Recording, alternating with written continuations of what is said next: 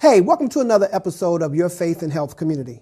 I'm your host, Pastor Jackie Jackson, and as always, on behalf of myself and our producer, Anita Alexander, we want to thank you very much for taking out time to spend with us. We hope that, as always, or hopefully always, information we give will be life-changing and will help improve the quality of life. Now, you know, before I start, I'm going to mention healthcare. I'm going to mention it until everybody in this country has healthcare. If you have not enrolled and you know that open enrollment ended in December, it's coming back around. We're in September now, so we're looking at next month, November, if all goes well, we should go back into open enrollment. That's going into the marketplace to get your health care. If you just recently, though, had a life-changing event, you lost your job, you started a new job, you recently got married, or you got divorced, had a baby, if you did, congratulations.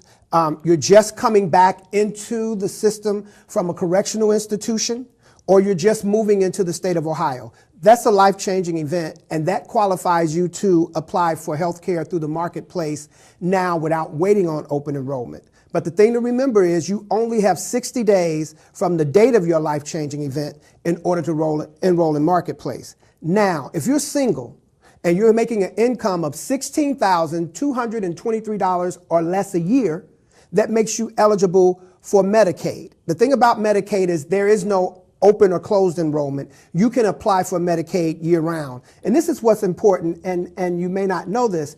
If you are a family of four and your combined income is $42,500, right around there a year, that actually makes your family eligible for Medicaid. You can't go into the marketplace.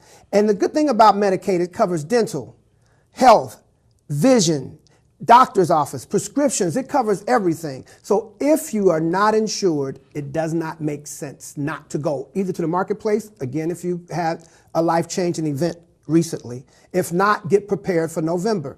If you qualify, enroll in Medicaid. I'm gonna come off of that. You know, we're getting close. Then I'm just gonna go really crazy talking about it. But that part is there. Get enrolled, please. Also want to mention, and even take a moment of silence for the ones who lost their life in the Fifth Third shooting last Thursday here in Cincinnati. Let's just take a moment of silence for that.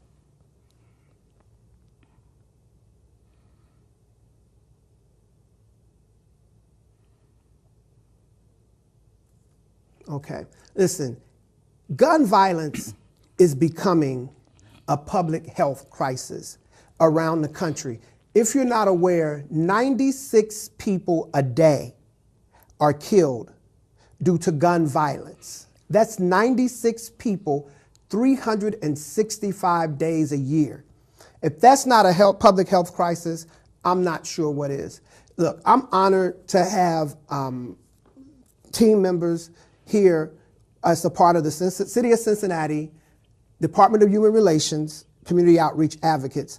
And I have them start with the lady first. We have Valerie Dow, who is the district coordinator for District 3 South. We've had her on before. She is a resource expert. And then to my left, we have Pastor Peterson Mingo, who is the program director. So basically, he's our boss. He's the one that coordinates all of our work. And you probably know Pastor Mingo from a number of different things. Christ Temple, which is located out in Evanston on Durrell Street? On Durrell Avenue. So you've probably seen both of them on the news at some point trying to help families who have been hit with gun violence or the community. So I want to welcome you guys to the show. Thank you for coming out. Thank you. Thank you, Jack. So what I want to do is, and I'm going to come back to you, Val, I want to start first with the history of the Community Outreach Advocates. And the understanding is actually the initial name wasn't the Community Outreach Advocates, it was the Youth Street Worker Program. And when did this whole concept start? Okay, back in 2002, after the civil unrest in 2001 and parts of 2002, there was an organization formed called Cincinnati CAN. Cincinnati CAN was formed to basically find ways to engage youth and provide them opportunities to make them basically, future pillars of our society. And so they came up with an idea called the Cincinnati Youth Street Worker Program. They sent for a guy by the name of Dr. Kennedy from Boston. He had basically been the author of what they call the Boston Miracle with the Street Worker Program in Boston. And so with that program, we began to engage young men and young women in the city of Cincinnati. We started out with 3 street workers, as what we called in. Avondale wasn't even on the map that much as far as being one of the places they were concerned about. They were concerned more about Evanston, Walnut Hills, and Madisonville as far as violence, in those days. And so after they formed the program, they went about looking for individuals who basically had connections on the street, who worked with youth, who were proven to be concerned about the youth, and who had something to offer, maybe even just as a mentor, a tutor, or even a coach.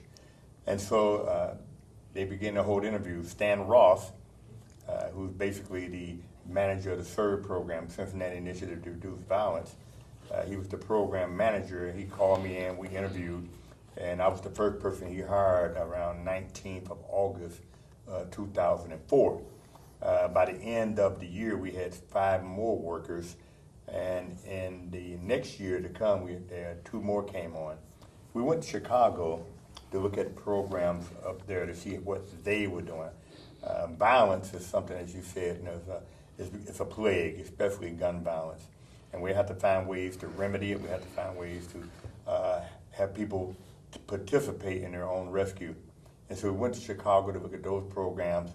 We came back, we fine-tuned it, and then in 2007, it morphed into basically the SERVE program, Cincinnati Initiative to Reduce Violence. Our focus was not any longer just primarily on youth ages 16 and 34.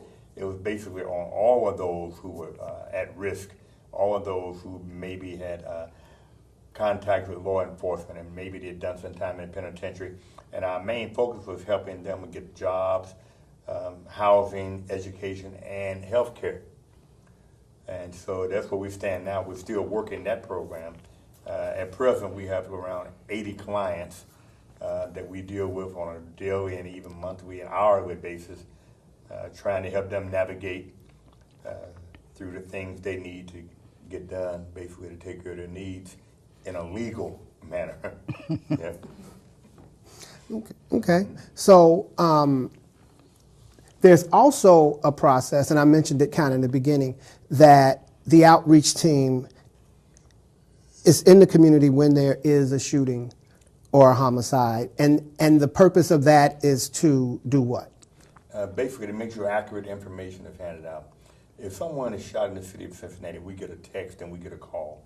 We're told the location, the situation, what if it's a homicide. If it's a homicide, we rush to the scene where we hope we can engage with family members as they occur, that they can get some accurate information and basically even to assist them because if you're ever at one of these scenes, you see that they do need help. We do our best to assist them in funeral arrangements later. If they don't have a place to have their funeral, if they're not a member of a church, we try to find a church that will. If they don't have a pastor, we assist them in getting a pastor to do the eulogy. And so at the shootings, our main function is to basically engage with individuals who might show up, civilian population, mothers, fathers, children, whoever might get there and are concerned about what's going on in their neighborhood. Sometimes the police officers will ask us to assist certain members who might be going through something at the time. They'll point out, they'll tell us the need.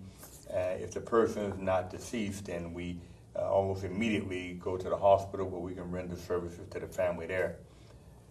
The program right now is growing, the need is growing, and we need more people than we have. We have 8 full-time, 4 part-time, and we definitely need more because the need is there. There are times when there's multiple shootings on a particular day or evening when we're stretched so thin that we hardly have the people to attend certain things and be at certain places at the time we need to be there. And so right now, The program is vibrant, it's alive. We're doing basically everything we believe we should do, but we do need more people. We need more resources in order to put more boots on the ground. And so with that, when we're looking at that process, like you said, they're there to assist the families, to assist the community. And we've all seen at times where there are family members who, and understandably so, are very distraught. Oh, yeah. And so there's a special attention that's needed. You know, oftentimes, because as you know, I'm a fellow for Everytown for Gun Safety as a survivor fellow. And when we've had talks, like we were in Atlanta this past August, talking about victims of gun violence and the things that take place. One of the things that people have a tendency to forget about, right? It happens today, someone's shot or they lose a loved one. Then tomorrow something else happens, or the next day, and they're still in their crisis, but everybody else has a tendency to move on.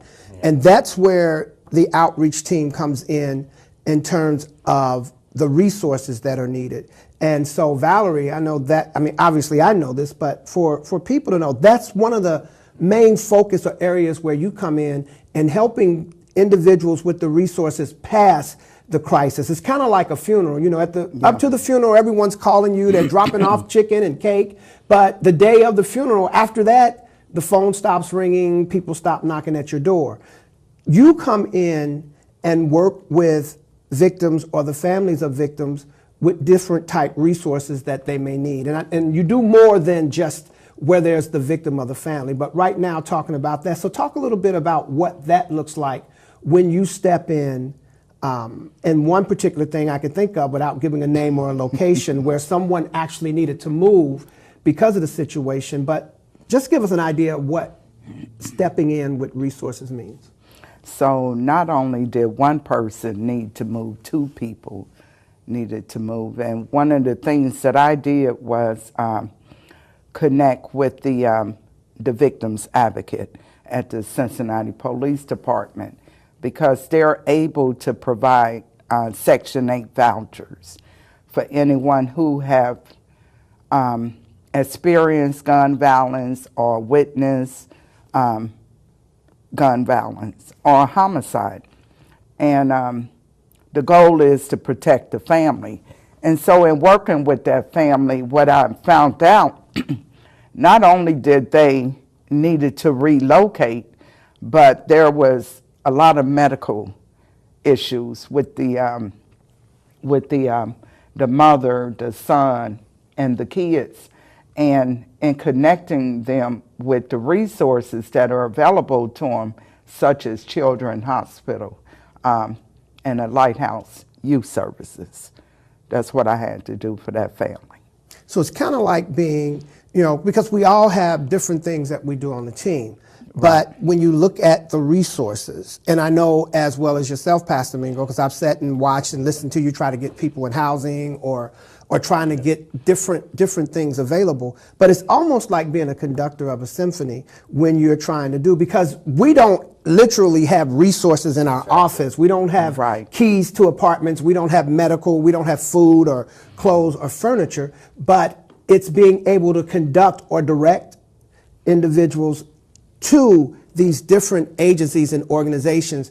But what becomes real important is knowing, based on their situation, and this is, I've had an opportunity to sit and listen to you based on someone giving you their situation, that I see your head, your wheels start turning and you start going, okay, you need to go see this person, as opposed to maybe 5 other organizations that do the same thing. And because I know we're going to continue after this particular show with you on resources, so I don't want you to jump all the way in there and take everything away. But what is, just give a small idea, what is the process in your mind when you're conducting this on how or who to send down what avenue for what they need? I think it's more relationships. I think throughout the years and building relationships with individuals and organizations, instead of them, for me, when I do a referral, I like to do a warm handoff. And what the warm handoff is, I'm connecting you to an individual. not just the front desk where you sit down and you may or may not get in to see whoever it is you need to see. It's kind of like some instant gratification. You know, you tell me what your need is, and here's the resource. Okay. So it's going in and Yeah. pulling, like you said, relationship. Because relationship gets you in the door That's a right. lot better than just knowing to say St. Vincent de Paul. Because Yeah. then you're sending someone to the very front door and the very front process. Yes. So when you have a phone number or individual that you could pick up and call and say, hey, Jenny or Mary or Tom, this Right. is so-and-so, I have a person here. Yes. It makes a big difference. I want to mention Pastor Mingo because I know you deal with a lot of people going to court. Oh, yeah. And dealing with the judges and the prosecutors and things of that nature, which in sense is a resource or trying to navigate the court system, which isn't always the easiest thing in the world to do. So can you just talk a little bit about what you're giving to our clients, or to the particular clients that you would have that's dealing with the court system? We have clients who basically made mistakes in the past, and sometimes they get a little bit off track. And what we do is try to get them back on track. We try to be able to explain to the judge their complete situation. We try to mitigate things for them in a manner where the judge will look and say, that person can be saved, they can be helped. He made a mistake, we're not going to slam him, we're not going to lock him up. Pastor Mingo, what do you think we need to do? Well, he needs housing. We're working on getting this individual housing. If he had housing, they wouldn't pick him up as a vagrant. If he had housing, he wouldn't be loitered in a lot of places. And so we're working on getting him a housing. So the judge will probably say, okay, we're going to basically give him a continuance to such and such date, come back and we'll find out where he stands. Now, we built relationships with quite a few judges and prosecutors, and they know our credibility. They know what we do, how sincere we are at what we do, and that we're doing it basically not for self, accreditation or anything, but to basically help somebody else. And they like the way we do things. No judge really wants to lock up anyone. What he wants to do is see that person make a change in their life. And with the right assistance, then it's very possible. And so what we do is try to find avenues where they can go into, where they can basically begin to do some things that are better than what they've been done before. And hopefully by the time that we have them fully inside of our program, they've made a decision that this is what they want, that they're tired of the street life, that they're tired of living day by day from hand to mouth, and that they want to make a change in their life, not only for themselves, but quite a few of them have families that depend on them, would love for them to get back in the seat where they were the leader of that family, but basically fell out because of some misfortune or some mistake in the past. And so we try to get the families back together also. There's nothing like a family setting to give somebody confidence, especially if they got the family supporting them.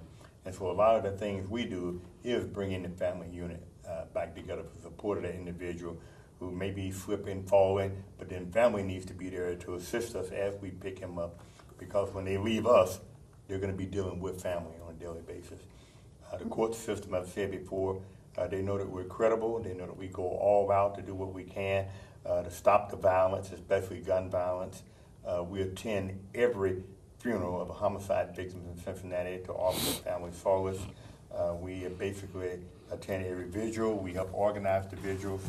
And we do what we can on follow-up with the family. We just don't drop them off. And you had mentioned a little while ago, Jackie, that sometimes after the funeral, the phone calls stop, the cards have been read so often, then they're left there alone, to grieve and basically to try to reconcile themselves to the fact that their loved ones won't be coming back. Well, we step in and try to basically navigate them through that. We offer the grief counseling. We have connections where they can go to get some assistance during that process. And at the same time, we're trying to help other members of their family who are also grieving, and there may be somebody else in the family who needs a job, another ex-felon or whatever. And so all of that's combined, and it's mind-boggling when you really think of all we do. But there's a great need for it, and we're dedicated to what we do. And I think that's good because it kind of talked about some of the things, like I know people in my family or people I know, and then some people that I'll see that I've never met are like, hey, I think I saw you on television. You deal with the people that deal with the shot people or something along those lines, right? Yes. Because I think that in some sense, that's what, well, I mean, that may be what we're the most visible for, but there are so many other facets of what we do. And I don't think a lot of people actually realize the involvement, which is why I wanted to talk about you, Valerie, with the resources, getting them out there and helping families, let's just say beyond the spotlight. Yes. You know, if there's a homicide or a shooting and we see the news is there and they're reporting and there are the cameras, after the cameras shut down, there is a life beyond the cameras and beyond Yes. that crime scene. And helping people with resources, especially like you mentioned, somebody sees something, something's going on, and they need to move from there. Well, unless you just have this really great bank account, picking up and moving is not all that simple. Yes. So being able to help. I want to ask this question. I'm going to ask you the same thing, Pastor Mingo, but I want to ask you first. Why do you do this work? Because obviously you could go do some other work. Why do you do this particular thing? I do this, this is my way of giving back. You know, I feel like I was one of those individuals that we are working with now, and God saw fit to dust me off and to set me on a different path. And my goal is to just give back. Every day I wake up and I just say, God, what is my assignment? And that's it. Why do you do this, Pastor Mingo? Because there's a need, and it's not just a job, it's a ministry. Mm-hmm. I've lost 4 brothers to gun violence. My wife has lost her only brother to gun violence. 2 nephews who I helped raise have been victims of gun violence. A niece that we assisted, while she was growing up, has also been a homicide victim. And so it's something basically that we didn't fall into, it fell into us. And so I do the work because of the need and because I know what goes on in situations like that. My eldest brother was killed when I was 9 years old here in Cincinnati. And as you mentioned, people go their way after the funerals and whatever. But no one came by the house after the funeral. The pastor never stopped back after the funeral. My mother going through the grieving process turned to alcohol. She had diabetes and led to her early death. She was 44 years old, my birth mother was, when she died. And so there's definitely a need because you never know what that person's going through. They might say they're okay, and that's the one thing people have a habit of asking, are you okay, are you okay? People get tired of hearing somebody asking, are you okay? Mm-hmm. They just need you to be there sometimes. They'll let you know if they're okay. They'll tell you, maybe by their actions, they'll show you what's going on with them. And sometimes the best thing you can do is just sit there and be with them. Not do a whole lot of talking, not giving them all kinds of advice, not acting like you're an authority on this or that or whatever, but just being there because they might need just to feel somebody's presence. They've suffered a loss, and right now they're trying to figure out what's my next step. Where do I go from here? How do I fill this void in my life? Because that person's not coming back. And so I do my best to offer whatever assistance I can, whether it's conversation or whether it's just sitting there watching TV with them or helping to arrange a funeral and burial. Okay. Because I know we're running out of time, I want to make sure, too, that we mention the rest of the team because they're doing some awesome work. We have Deron Hunter, who works a lot with youth. He takes busloads of kids to different colleges that may not get a chance to go on a college tour. Some of these kids have never left the city of Cincinnati. Some not all that far out of the communities that they live in. We have Steve Sherman, who works as well with youth, who's in District 4. And to mention that Deron Hunter is the coordinator for District 1. Steve Sherman in District 4, working with youth, does a lot of work. Is it called Dawn? At Dawn School. We have Tony Hill, who's Elder Tony Hill, actually, who does a lot of work at, 2020, who's the district coordinator for District 2. and we have Rashid Muhammad Rashid Ali, and he is the district coordinator for District 5, does a lot of work through Winton Terrace and some areas in Westwood, which is where the mosque is, who also has a trauma piece, that a program that they're working on. We did a training last week and going back again next week for a training, which you'll hear more about. We had him on the show and he kind of briefly talked about it, but you're going to hear more about it because it's a very important piece. Maybe because I'm getting old, so my mind just kind of flips a little bit. We have Victor Velez, who is he's the numbers person, so to speak, does all the admin, makes sure all the numbers and the statistics fits well so that when it goes to the city. We have Derek Rogers, who is one of the advocates. And one of the great things about Derek, he talks a lot to a lot of the young men and women on the street about being business owners, getting into things like construction, very knowledgeable even on setting up businesses and corporations, which is something good for people because especially if your life has gotten to a point or you've done things, we've made decisions that may be harder for us to move forward. Traditionally, he's showing you ways that you can be a business owner, have your own business, and then not even be in a position where someone can say, no, we won't hire you, which is awesome because that's where the power actually is. We have another Derek, which is Derek Smith, who works a lot, I think more with Steve in District 4. Mm-hmm. We have Telly Wimbush, who is a coach. He coaches football. He's an outreach advocate, but coaches football, so has a lot of contact with youth. Let me see, am I forgetting anyone? Help me out. We have Britton Carter, who also has a show as well. I think it's the new one. I think the show is called, where he has a cable show that's dealing with things that are going on in the community, but he's an awesome outreach advocate. Pastor Mingo already mentioned Stan Ross. So we have an awesome team, and we are out of time, but I want to mention this. If you've had any contact with the community outreach advocates, if we've done anything in your life, have stepped in, been there at a situation, maybe it was a shooting or maybe it was a homicide and we were able to assist you. Maybe you've had contact with Val or Pastor Mingo where they were able to really work some resources that were able to help you or your family, or you've just seen us out on the street. Listen, give the city a holler. Let them know that, hey, the outreach team has been instrumental in my life or in my family's life, or the work that they do are very important. We have some information here, and you can't see it that well, but I just wanted to show it up. And this is a brochure that talks about the Community Outreach Advocate, and it gives you an idea of what things are available to help you. Let the city know that, hey, they have been a very good inspiration or help in our life. It's important for people to know that we're helping you and that you are helping us. And we thank you very much. Listen, it's time for me to get out of here. Just want to mention again, if you have not enrolled in health care, what are you waiting for? Huh?